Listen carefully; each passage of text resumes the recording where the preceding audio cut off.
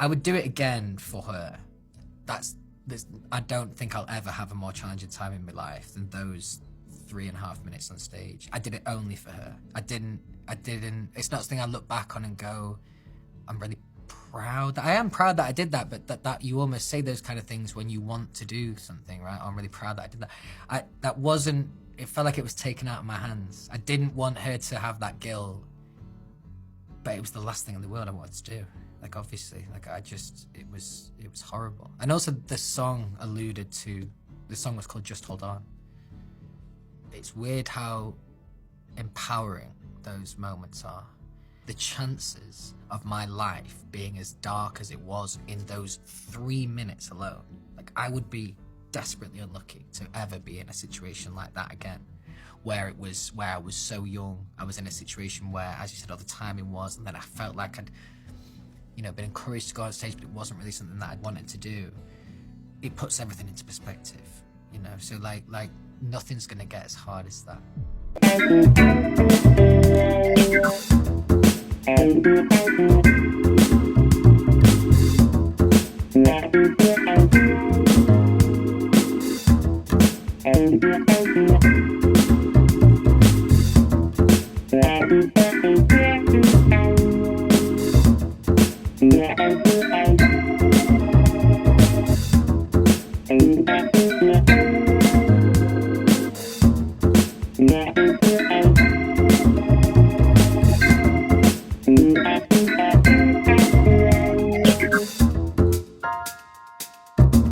So I'm sat in my house in London and everything was like fine. I was a little bit worried. I've been worried about Felicity for the months prior, as I was worried about all my sisters, and I was just sat in my front room, smoking a joint, not thinking about anything really.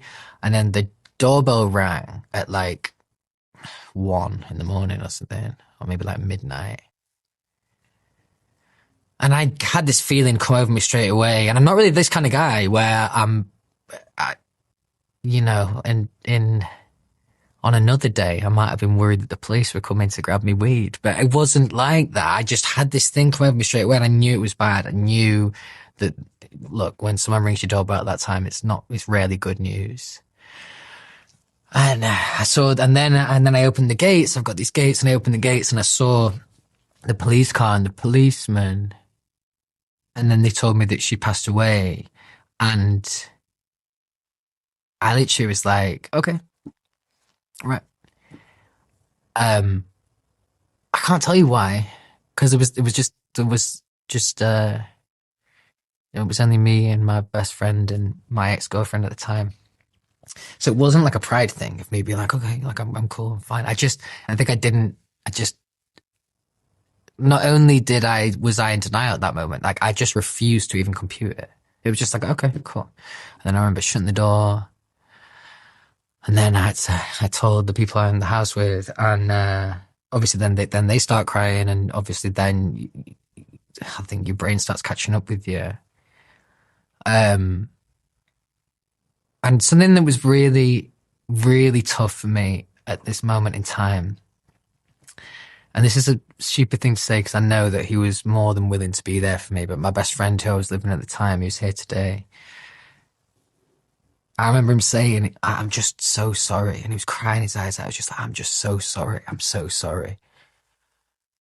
And I felt guilty that he felt like that. It's just stupid. But, right.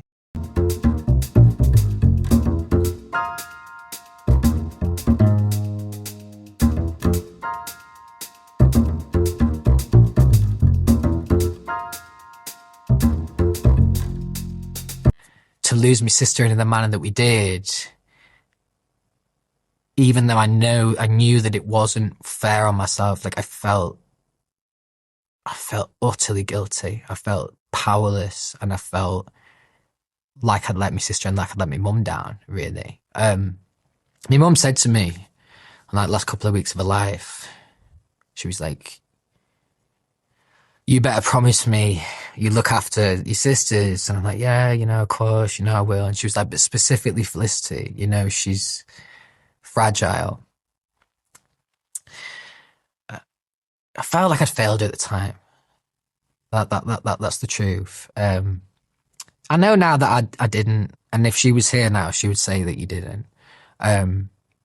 But yeah, it doesn't change the feeling. And that's, again, that's always been the role I played in the family. So, and all I was trying to do after my mum was just put me and my sisters and my grandparents in a bubble and just like, nothing's going to get to us. The only thing I'm thankful is that my mum wasn't around to see that, because that would have been horrible for her. I mean, these ones are all the band photos. I mean, it's just fucking unbelievable. Like looking at some of the crowds on these images is insanity. Yeah. Oh yeah, my mum took this picture. This was the first picture I ever taken of us, and my mum took this. You look super young. Yeah. That again, yeah. So I was the oldest, 18. Then you got the Harry, Liam, and Niall. They were 16, saying 17. And of course, you're. Yeah, I love that picture. It kind of really sums up mine and Liam's relationship. I love it. He will have been telling me a joke that I didn't think was like hilarious at the time, so I'll be giving him that kind of face, and then probably about an hour later I would have laughed to myself about it.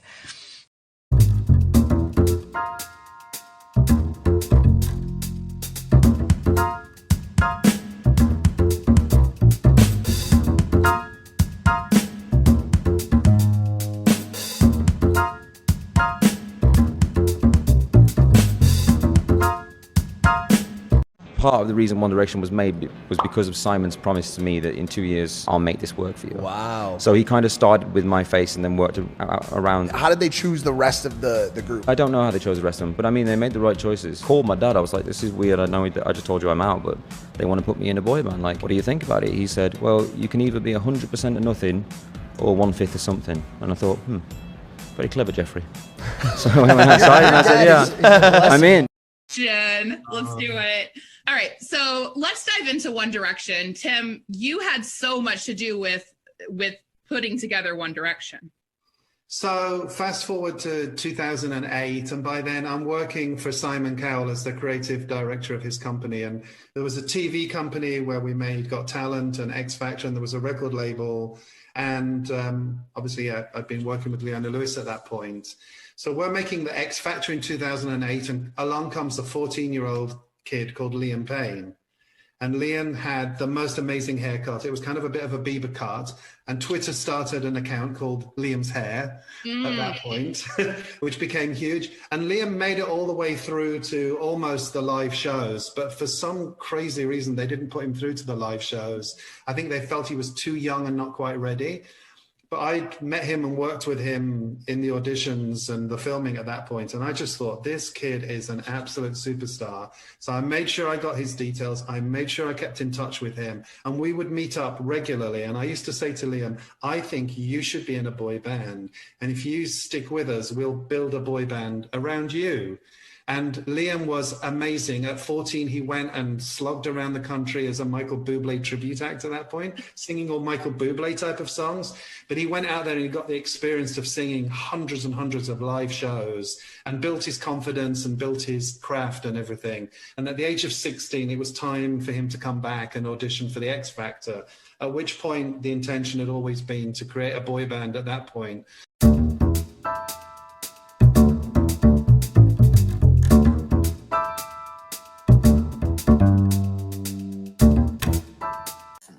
Am I right in thinking that they probably had the idea to construct a band much sooner than... They must have done. Yeah, They must have done. Knowing Simon, I will have had these conversations with him in the past, but can't remember now. But knowing Simon, yeah, I think, you know what it's like, right? He will have had that in his mind for at least for the year before. He loves a boy band as well. He's got a track record. Yeah, they make him a lot of money.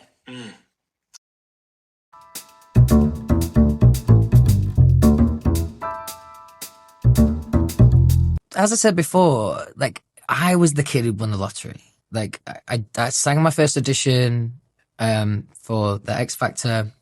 Didn't feel like I did a good job. Was really surprised that I got the 3 yeses. Now, that was maybe 4 months before the first auditions air. So I've told everyone at this point, obviously. I'm in a band, I'm on the X Factor, and I have told anyone that will listen, like everyone. And actually, neither me nor Niall got any TV time on our audition. So the irony is, we get put in this band, but people have no idea we are. Like, there's no context for the viewers to actually see this and actually really care. I felt like I was playing catch up from that moment in. I remember this, like, really, like, real naff thing, typical X Factor thing. We went filming for the judges' houses, which is the stage. You have the auditions, then boot camp, judges' houses, live shows. And we went filming for judges' houses. And I was already questioning. I wasn't really singing at all. I had not had like any individual thing to sing. It was all like harmony stuff. And I got stung by a sea urchin, right? Random story. My foot blew up like an elephant. And we had to film all this, you know what X Factor's like, right? We had to film all this jeopardy. This like, how will the boys audition without Louis? It was awful. It was awful because there was no credibility to that statement. The boys could have auditioned straight away. At that point, I was doing a lower harmony, and I would be shocked if anyone could even hear me in the mix at that point. So that was really challenging where, you know, I'm already starting to feel those things, and then you get something like that that's quite literal, and they're trying to sell this jeopardy. And I remember thinking, oh, like, it really, I wanted to do more. I just didn't know how to do that.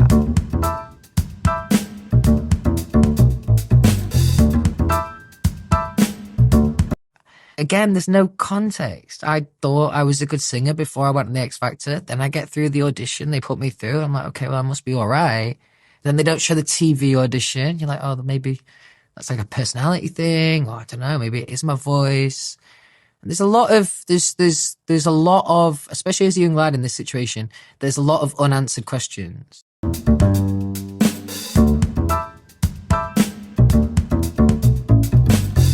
Did you ever ask those questions? Did I ever ask him why I was in that band? No, I would love to though. I would have loved to. But do you know why I would never with him? Simon would probably, Simon was always very brilliant at making me feel, like worthy in the band. But as you said before, like I was often a voice between the band and the label. He was the label. Well, he put me on side, and that's a smart move.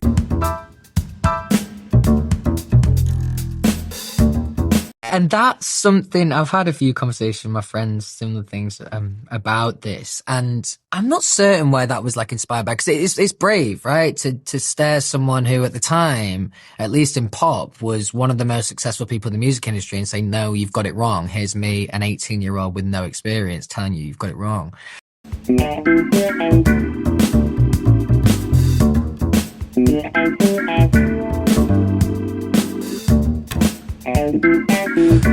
I think what gave me confidence in those ideas is even if it wasn't a collective voice, even if it was just my voice delivering the message, it was always with collective intention. It would always be for the good of all of us. Making those decisions now on my own, they're not quite as easy. There's a lot of different kind of things at play, but and again, it kind of comes from that big brother kind of role again. I was the oldest in the band. It was kind of role in the band, I think, to kind of to do that. And I realized that by far I was the most opinionated in the band, definitely. So I think I wanted to use that for good and not just chatting shit about someone on Twitter.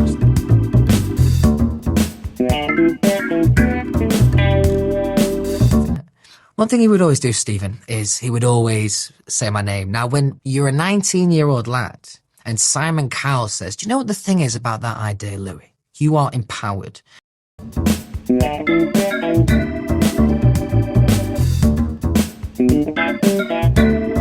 Now, we like people using our names. Now imagine that's Simon Cowell and you're 19 years old. There is a spell that comes with that, and there's a power that comes with that. And I think for a long time, I kind of fell for all those kind of ideas. Now, I think Simon, again, is an interesting person.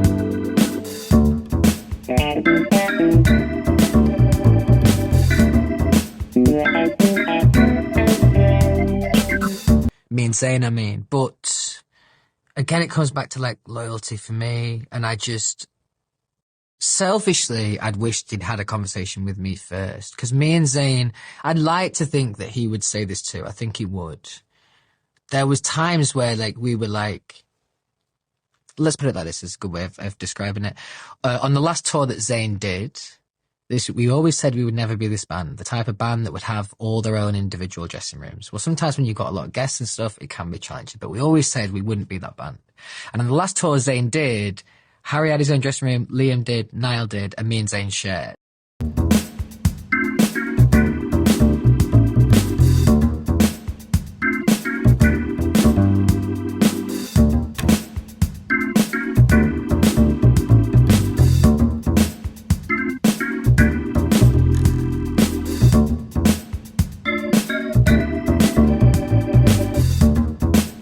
So I think I kind of like testament of the relationship.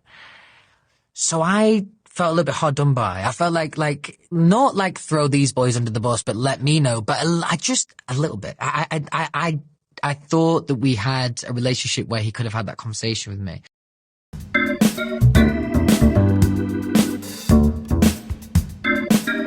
In reflection, and he hasn't told me this, we'll see when I chat to him about it. But I think if he told me, I would have tried to tell him to stay. And I think that's probably one of the reasons why he didn't. Because he knew I was always very opinionated. So how did you find out? That evening, the night before we found out, everything was normal. We're in the hotel room. We were somewhere, I don't know where, somewhere in the world, maybe where weed isn't legal, but we were having a joint. And everything was normal, you know. And then I think he maybe left at like 11. He was cool, wasn't like in a bad mood or anything like that, you know, good night, lad. And then next morning I woke up, we had a shoot with like Coca-Cola for some sponsor thing. And we found out that he wasn't coming. Now, like I had this in me too, but like Zayn was quite prolific for it. Like this wasn't out of the ordinary. Like if Zayn, I always rated him for it. If he didn't want to do something, like he literally wouldn't do it. Like you name the thing, it doesn't matter. He just, if if it's not right for him, then he won't do it. So I think, well, that's probably why he left the band, you know. And that's what I admire about him, because if I was in his same situation, I would have probably put 6 plasters on it just to hope that we can stay playing Happy Families, you know. I want to know if he regrets it.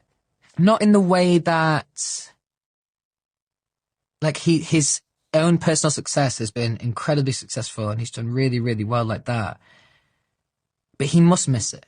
Like, he must do. Because I know Zayn really well. And Zayn has a bit of the kind of energy I do in such a way that sometimes this whole job can just be a little bit fussy. It's just a bit fussy in general. You know, there's just a lot going on like that.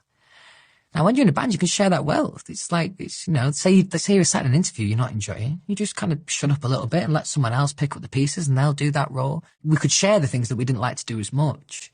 So there must definitely be times that he misses the comfort of that, for sure. But it's kind of like the elephant in the room, to be honest. It's not, I've met up with him a couple of times recently, but it's not often something we'll discuss. But there'll be a time for that, for sure. I would like to have those conversations with him.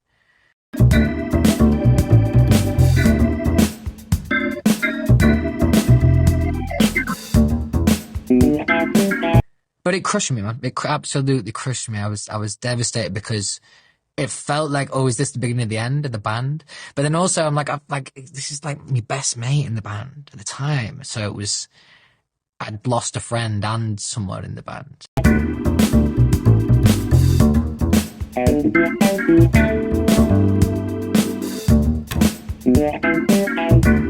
To be honest, that would only happen me and Liam.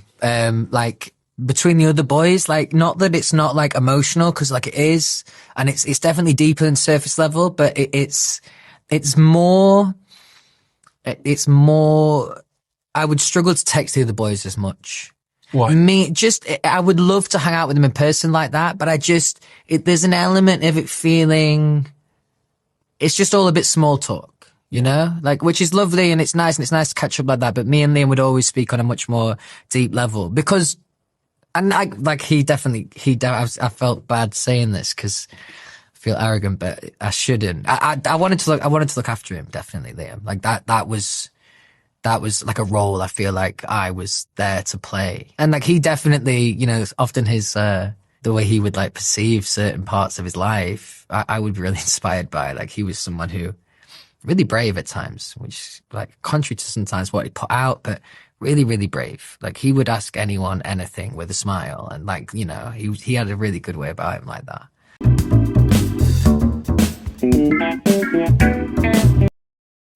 I would say he was the closest to being my brother. Love him deeply, could spend hours and hours and hours with him, but there was an element of always checking in and just making sure that like he's cool like that. Did you worry about him? Always, yeah. Because I knew he was a little misunderstood, but also, you know, like interestingly, the record when you're starting out as a solo artist, the parallels of people who know themselves made the best records, definitely.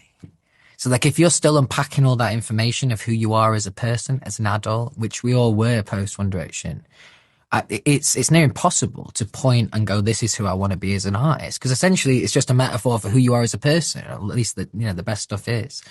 Liam will be someone who candidly I could say to him really honestly, like, bro, fucking hell, like I miss being in the band. And we could like have a really honest conversation like that. Whereas, and I don't mean this in any kind of way, but if I'd said that to any of the boys, I'd be worried that they might think, oh, things aren't going well in his solo life, you know. Whereas Liam, I never had to worry about those things. It was like brothers like that.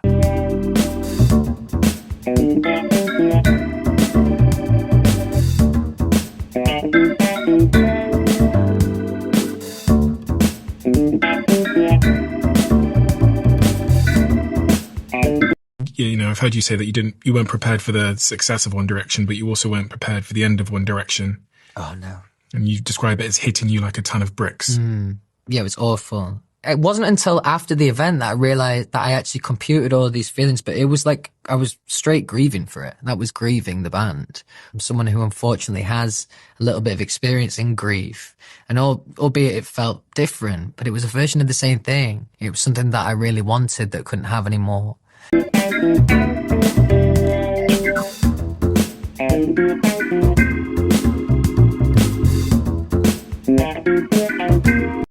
I think like anything like that, you know, like if you're like I'm a glass half full kind of guy. So like I felt the wheels start to turn in motion like that, but you're looking the other way. You're like, no, it's fine. It's not going to play out like that. It's never going to come to that, whatever. And then we had a meeting one day and it did.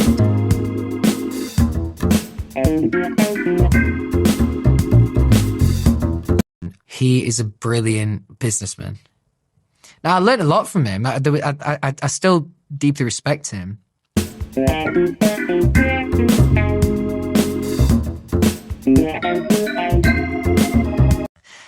And I was in awe of him as a young lad. I loved to be around him. I loved to listen to him make decisions and all of that. And I thought he was definitely brilliant at that time. He built me up on a pedestal to the point where I thought that it would actually have a real world meaning, not just a thanks darling kind of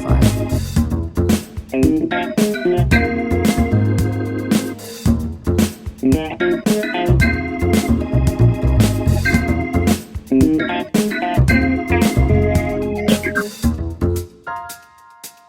When did you realise that it didn't?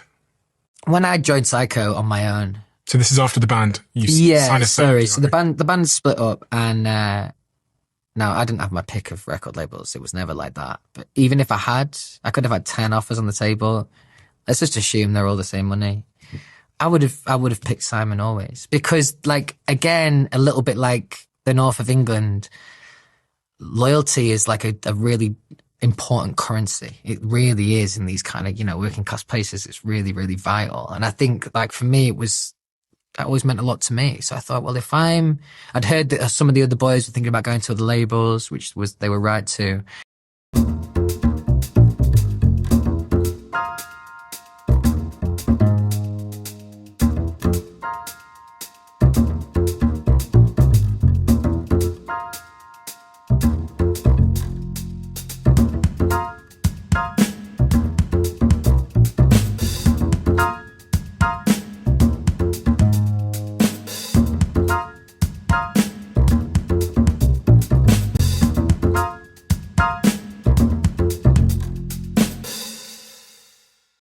And I'd found out I was the only one that was going to stay with him, and that just motivated me more. So all the other boys went and joined different record labels, some of them not even within labels that were in Sony, which Psycho was part of. And I was thinking, oh, wow, this is like, it's amazing for me, actually, that all the boys have done that. Because, like, look how good this makes me look to Simon. I look really loyal. And like, some of it was, like, deliberate, but mostly that's just how I am as a person. Like, I would rather just keep the happy family kind of vibe. That suits me.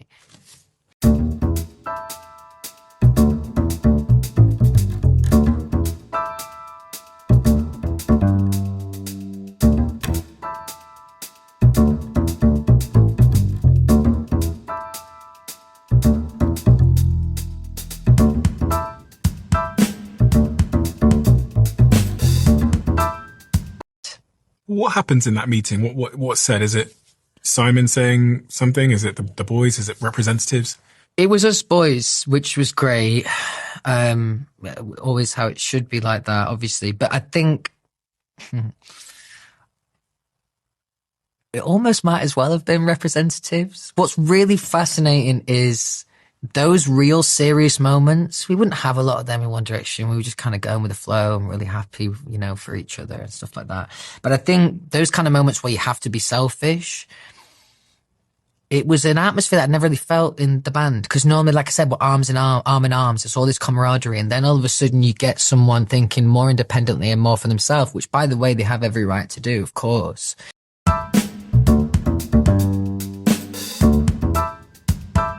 But it just felt, the room felt cold that day. I can remember that in particular. I'm trying to find the right metaphor for it, but it was something where these are all the same faces that I've seen every single day, but I'd never quite felt an energy like that in the room. There was this emptiness. And I think probably because we all knew collectively where it was going, you know, and that's probably some friction between those ideas. The thing that really bothered me was, and this again is naive, was so naive at the time, but I was adamant on having some kind of indication of, because it was originally said as, what's that fucking word we've used a million times? Hiatus. Yeah. Which, by the way, is just such a cringy word. So it was originally pitched as that. So I was thinking, I remember saying, like, well, if I'm going to try and do some stuff on my own, and at this point I didn't even know what I was going to do, I was like, it'd be good to know how long this break's going to be for. So let's speculate. A year, 2 years, 5 years, 10 years, 15 years? I never really got an answer to that question, which I understand now, because truthfully, I don't think the people or person involved was brave enough to answer that question deep down. I think they probably knew the reality, and that's why it was tough. And does Simon try and persuade you back into the band? Let me say that by this point, and I'd say Simon was aware of this, but maybe not quite so aware. Because we're a band, after about 2 years of One Direction, absolutely nobody could tell us shit. Now, we were nice boys. We were never, like, rude or anything like that. But, like, so, like, if Simon had, like, we didn't have that, he might have had that relationship prior, like, back in the 90s when all that stuff was kind of prevalent. But I think we'd always had our own kind of confidence like that. So he was never involved in those kind of decision makings. In fact, he was smart enough to realize that would rub us up the wrong way. Makes sense.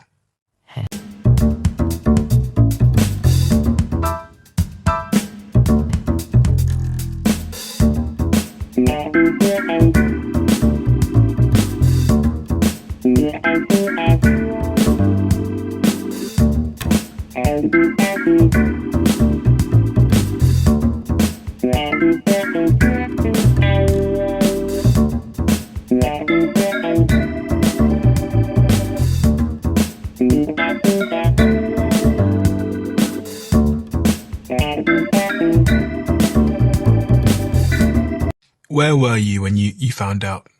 In the car in LA, and I just dropped. I'm pretty sure. Again, my memory isn't good at these moments of time, but I think I just dropped Freddie off at school, my son, and we were just about to pull back up home. Yeah, I think that's how it went down. It was actually I found out through Niall.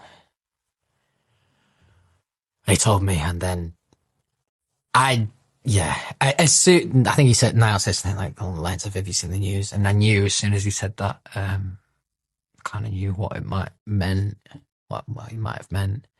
I had the feeling that I had with Felicity, and I think anyone has this when they're around someone who's struggling.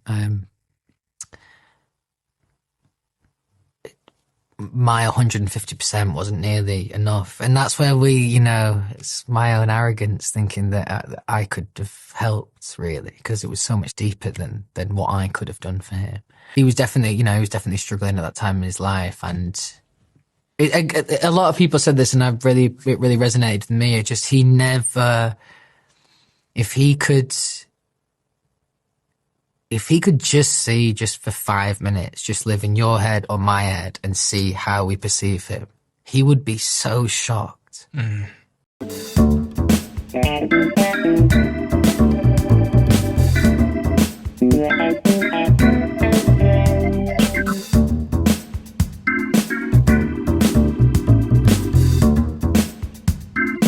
Really strange was being 24 years old and realizing that the only way is down from it.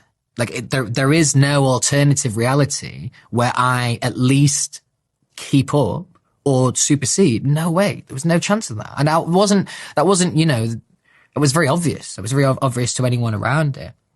And still is something that is challenging, definitely. Because you've had a look behind the curtain, Now some of the things that maybe I had then that I don't have now, I'm not overly pressed for. Like a billboard for the album in LA or here in New York. Like I don't get those kind of opportunities anymore. Do I lose any sleep over it? No, not really. But I think the feeling in general of I have to work really hard to compete at the level I do. Like that is just a fact. Like I just got a #1 record on the last record on Faith in the Future. Never in a million years when I started my solo career did I ever think that I would be getting a #1 record. It's a testament to my fans, testament to the record, the producers, etc. But I've always had to work on my own anyway. I've always felt like I've had to work really, really hard just to kind of keep my head above water. Now, the reality of that statement is, and I realize that as I say it out loud, my version of head out of water or head above water is very different to a lot of people. Because from 18 to 24, that whole landscape looked very, very different. And that's why I've always found it quite unrealistic to not compare the two. I completely agree with that because you cannot compare them. The two being One Direction and my own solo career. But it's something that you can't ignore. I do a cover. Stupid of me to call it a cover. I realised how funny that is. When I do a One Direction song, I call it a cover, which is really ironic.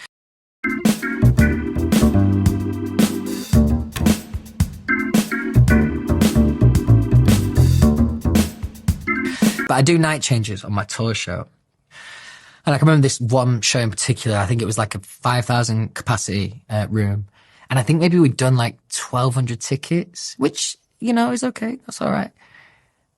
But when you're singing night changes at a gig like that, when you can vividly and visually remember singing night changes like that at, say, Wembley Stadium, and you're literally singing Look How Fast the Night Changes, and you're looking out to this sparse room, it's like a brutal kind of poetry. And that's the point about it being unrealistic, is I could be the most, and I could be the most glass half full guy in the world, but life is going to constantly challenge me like that. Definitely. Because that was the pinnacle.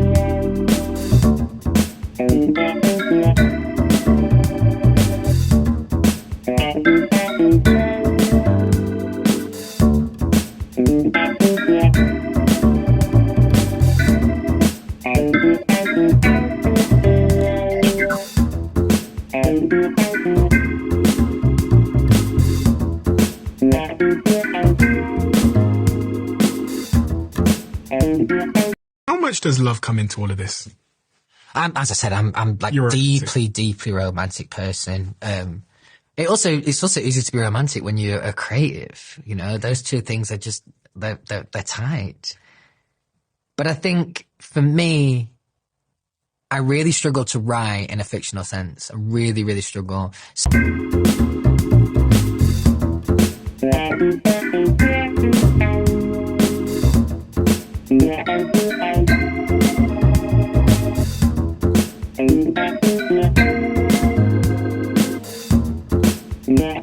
like for me, I have to have been living it. It has to be literal. It has to be real to me. So if I wasn't feeling so good like right now, I wasn't feeling so in love, the record probably would have a slightly different feel to it. Just because things like that are in everything that we do, I would say. I remember going on to BBC Breakfast News, and it's one of those things, it's fucking early morning slot, like not even the presenters want to be there, never mind me at that time. I'm going on to talk about Two of Us, the single. Now, we distinctly said, these are the things that are okay to mention, and do not mention these things. But I actually had a journalist at the time who asked me directly about those things, and I'd known that we'd said don't. When you write that stuff, and it is quite clearly from the heart when people listen to the music, do you feel that at some stage, I put too much of myself in there, or is that part of helping you in writing that way as well, about the loss of your mum and your sister and other things? Sometimes on that list we might have don't speak about One Direction. Like that this is not what I've got a problem with. But when someone's had their own grief and you're still then going to ask those kind of questions, I found that really troubling. And I think what was interesting was I left the interview, and I used to be good at this when I was a bit younger, and I took to Twitter and was like, never fucking working with the BBC again, blah blah blah blah blah. And he came back at me, this journalist. He said, well, if you write a song about grief, expect to be asked about it. And my instinctive reaction was, there's somebody who hasn't experienced grief. They couldn't possibly have. Because if they had, they wouldn't make such a horrible comment that just lacks all kind of empathy.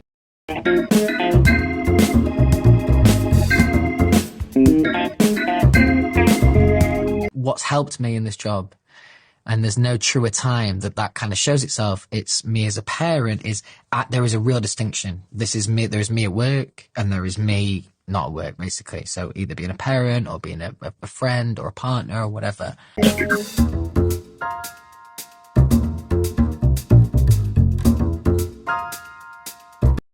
That's always helped me to have that kind of distinction of, when I'm dad to Freddie, I'm full-time dad and I'm not a singer, and any of that world outside does not really matter. It's not relevant to me as a father, which it isn't.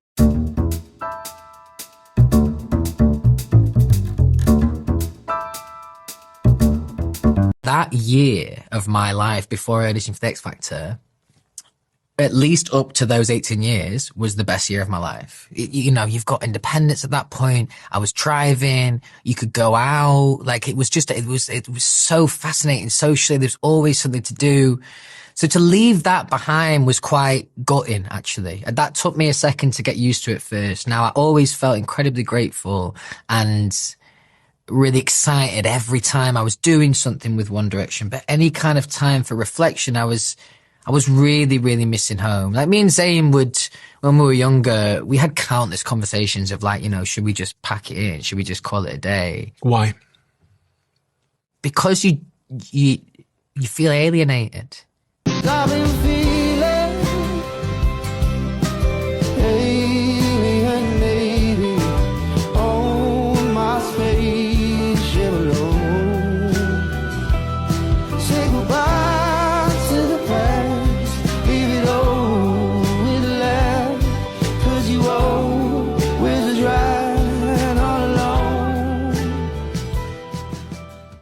Life experience was now not so relevant to some of my friends, you know. And I think that also I think this is part of growing up in a working class town, but I have this like guilt for the success and money that I've earned as well. And I think that also is kind of part of the same thing. I think for, it's kind of like two different things. The fame thing, I'll never be okay with. Like, if I, like, of course every artist says this, but if I could just do the music, you know, that would be amazing. That would be amazing. I suppose I could on a lower level, but I wouldn't get the same rush that I do. I think it's almost, yeah, it's almost everything else that comes with that. Just a real testament to Liam. And the end goal was more ridicule. The fucking internet is just a horrible place at times. I made a documentary and a film about like my life after One Direction, and Liam came to the premiere. Now, I'll just say this because I was going to mince my words, but none of the other boys would have done that. Fact. Boys out the band, the lads in One Direction. Would I have even done that? I would like to sit here now and say, yeah, I think I would, but I don't know, truthfully.